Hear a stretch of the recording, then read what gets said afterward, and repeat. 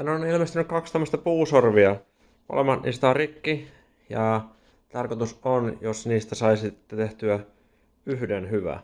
Tässä mistä puuttuu tää peti, se on kannibalisoitu itse asiassa tuohon mönkkärin puskulevyyn, on tää akselikiero. Ja tässä toisessa tää akseli liikkuu täällä aksiaalisesti, se on jotenkin löystynyt siitä. Tää on muutenkin siistimmässä kunnossa, niin mä jätän tän rungon ja nämä kopat ja sitten tästä otetaan osia tuohon. Katsotaan nesteeksi, että se toimii ylipäätään.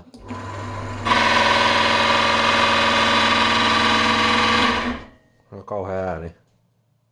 Tää ei totisesti oo kovin kummonen vehje. Täällä on yksivaiheinen moottori. Se on 3,5 wattinen.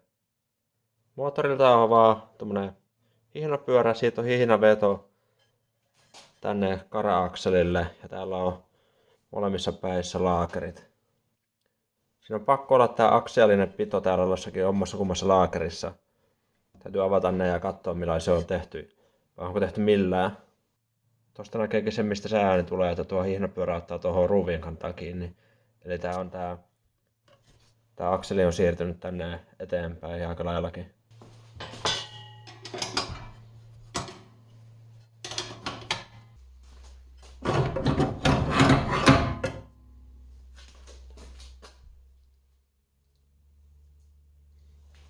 Tää onkin oikein typerästi tehty. Täällä päässä on kuulolaakeri ja täällä on pieni olake, joka sitten estää, että tää akseli ei pääse painautuu tonne päin. Sitten täällä toisessa päässä on olake, mutta se on samalla puolella, eli tämä on paksumpi kuin tämä laakerin sisäkooli. Eli sekin estää sen, että tää ei pääse tuonne päin. Mutta tässä systeemissä ei ole mitään, mikä estäisi, että se akseli ei pääse tänne ulospäin tulemaan, mikä oli nyt tässä keissi. Jos täällä olisi vaikka lukkorengas, niin se pitäisi estää sen, että tämä ei pääse sitten liikkuu toiseen suuntaan. Tai nämä laakerit olisi jotenkin muuten orientoitu. Mutta tämä systeemi ei toimi, niin kuin näki, että se ei ole toiminut tässä, että se on päässyt luistamaan. Ainoa siis mikä estää, että tämä ei pääse liukuu tonne ulospäin, on tämän laakerin kitka. Aika kiinalainen systeemi.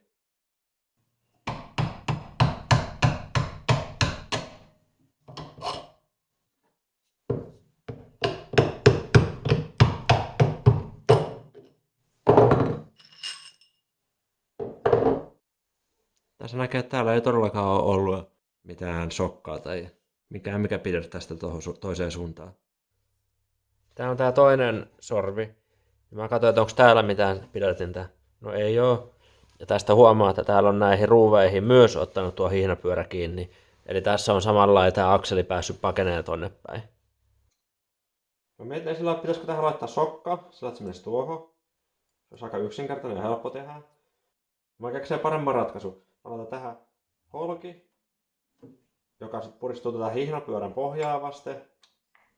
Tänne päähän mä poraan ruuvin, jolla mä kiristetään hihnapyörästä vasten sitten, niin se on sitten varma. Se ei tule enää ikinä pois sieltä.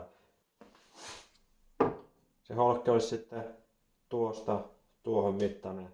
Sisähalkaisia tämän verran ja ulkohalkaisia sitten tämän sisäkoolin verran.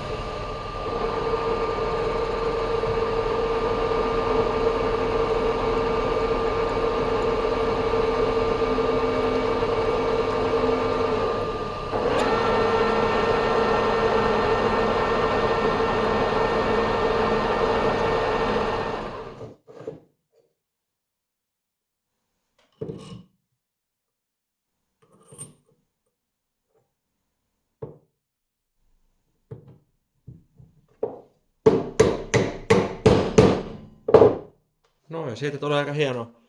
Tuo holkki on vähän pidempi kuin tuo rako, niin sitten kun tämän ruuvin kiristää täältä, niin se puristuu hyvin kasaan ja se on tiukka. Täytyy vielä irrottaa nämä, että saa asennettua takaisin tuonne koteloon.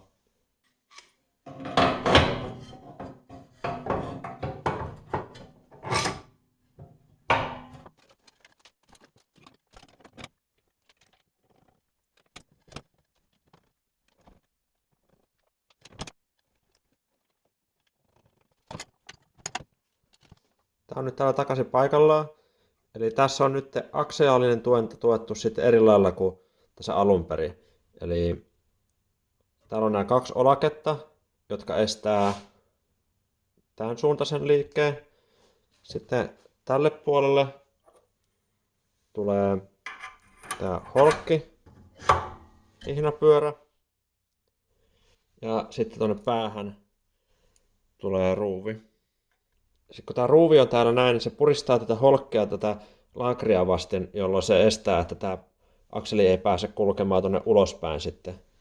Nyt tämä vika on korjattu ja tämän pitäisi tällaiset kestää. En mä tehnyt tuosta kuin huonekaluputkesta tommoseen, mutta ihan varmasti kestää tänne, mitä tämä konekin kestää.